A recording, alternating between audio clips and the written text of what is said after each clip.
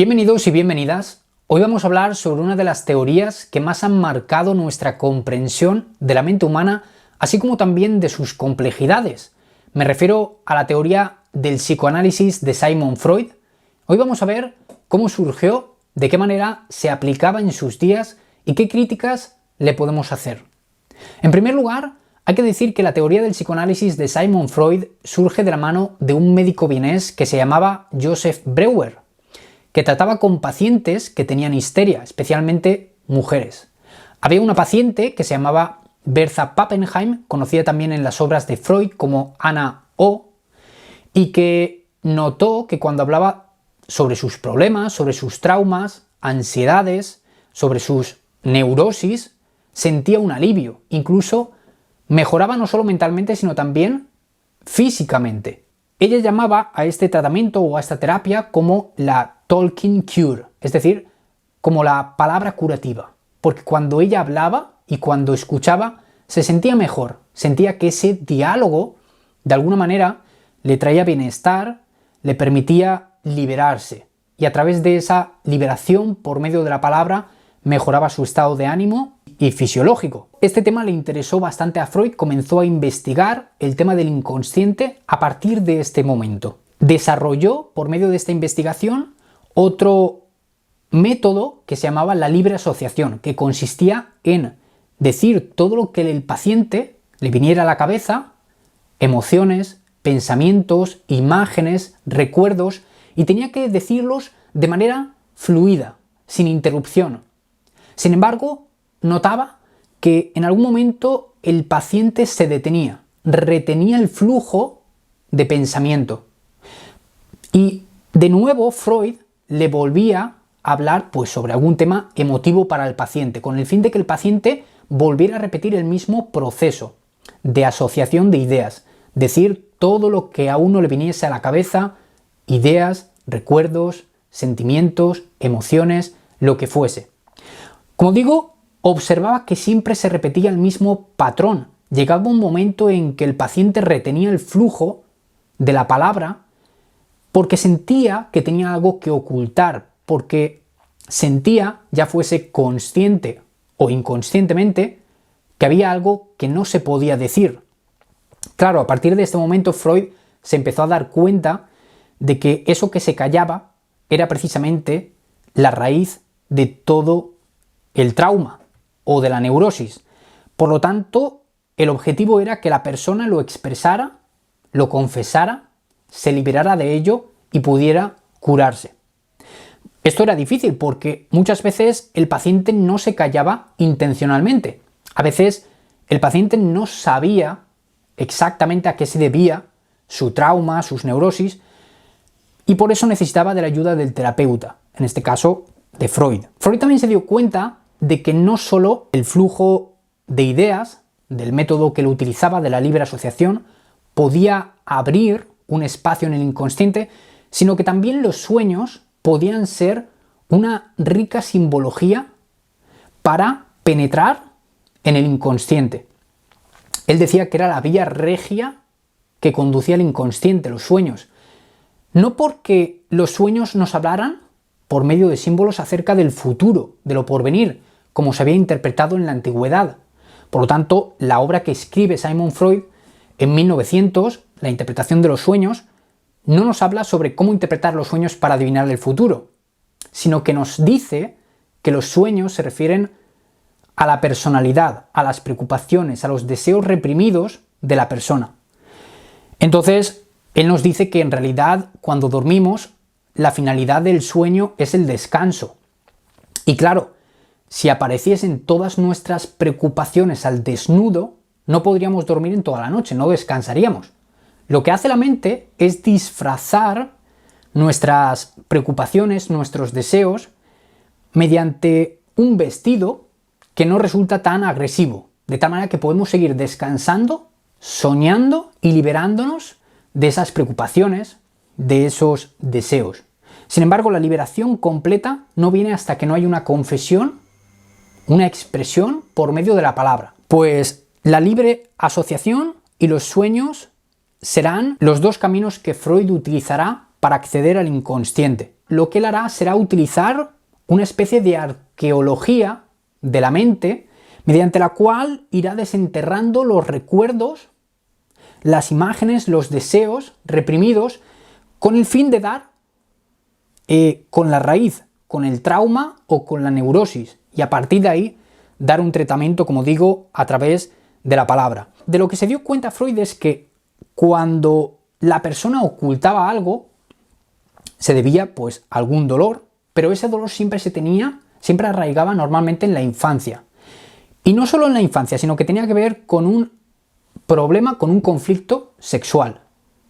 Así que lo que él descubrió fue bastante revolucionario para su época, porque hasta ese momento se pensaba que todos los conflictos sexuales se desarrollaban en la pubertad, a partir de los 14 años.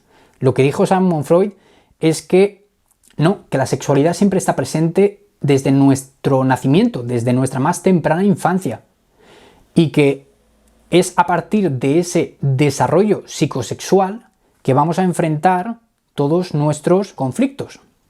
No porque la sexualidad sea un problema en sí misma, sino porque precisamente la sociedad en la que vivimos hoy requiere de un gran control sexual, de una gran educación sexual que se da desde la más temprana infancia, con el fin de sublimar esos deseos y poder dar lugar a creaciones y también pues al trabajo, a lo que es la manutención de todo nuestro sistema. Freud va a detectar 3 etapas en el desarrollo psicosexual de la persona. La primera etapa es la oral, la segunda la anal y la tercera la fálica. La persona puede quedar fijada en alguna de estas etapas, y si queda fijada en esa etapa, entonces desarrollará conflictos posteriormente, en su madurez. Vamos con la primera etapa. La etapa oral consiste en que el placer se concentra en la boca. Son los primeros meses de vida del niño y tiene que succionar el pecho de la madre o el biberón. Y entonces se da cuenta de que por medio de la boca, su primera apertura, de la que él más o menos es consciente, le provee de alimento. Y posteriormente también le va a proveer de protección cuando desarrolle los dientes. Así que se dan 2 actividades en la boca, la succión y la mordida. Nos dice Freud que si el niño queda fijado en la succión, desarrollará una personalidad dependiente cuando sea adulto. Y si queda fijado en la mordida, entonces se convertirá en una persona agresiva verbalmente. Y posteriormente pues será sarcástico, irónico, cínico. En la etapa anal se dan 2 caracteres, el carácter repulsivo y el carácter retentivo. Si la persona tiene un carácter anal repulsivo, lo que hará será desarrollar una personalidad descuidada, sucia, desorganizada y derrochadora, mientras que si tiene un carácter anal retentivo será todo lo contrario. Una persona ahorradora, organizada, meticulosa, exigente. Digamos que todas estas etapas se van a ir superando poco a poco. Sin embargo, puede ser que la persona, por alguna cuestión, quede fijada en una de ellas, y entonces eso le va a afectar a su personalidad en su madurez. Finalmente viene la etapa fálica, en la que el niño va a desarrollar sus deseos sexuales, va a comenzar la masturbación y también el deseo hacia los progenitores. Nos dice Freud que en el caso del niño, por ejemplo, tiene un deseo hacia la madre, un deseo sexual que es inocente, porque el niño en ese momento no tiene ningún filtro moral ni religioso, eso viene posteriormente. Es lo que se conoce como el complejo de Edipo.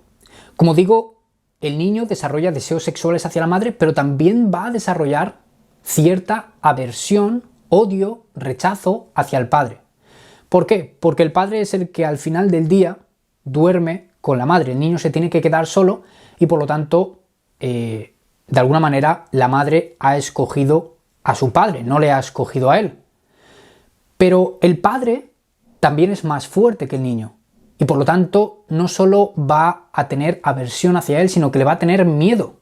Va a tener miedo a que le castre. Así que él se da cuenta que para solucionar estos 2 problemas tiene que reprimirse. Tiene que reprimir su deseo hacia la madre y su odio hacia el padre. Cuando se completa la represión, nos dice Freud que el niño entonces va a interiorizar los valores la moral y las preferencias de uno de los padres, dependiendo de si su energía sexual es femenina o es masculina.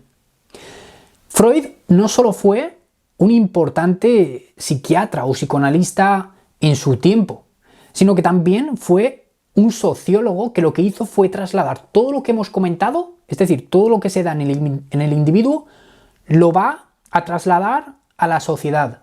Nos va a decir que hubo un momento en la historia, en las sociedades tribales, en las que había un patriarca todopoderoso que monopolizaba a las mujeres. Los hijos odiaban al padre, por esta razón tenían un resentimiento hacia él. Así que decidieron juntarse y todos a uno mataron a su padre. Ahora tenían a las mujeres.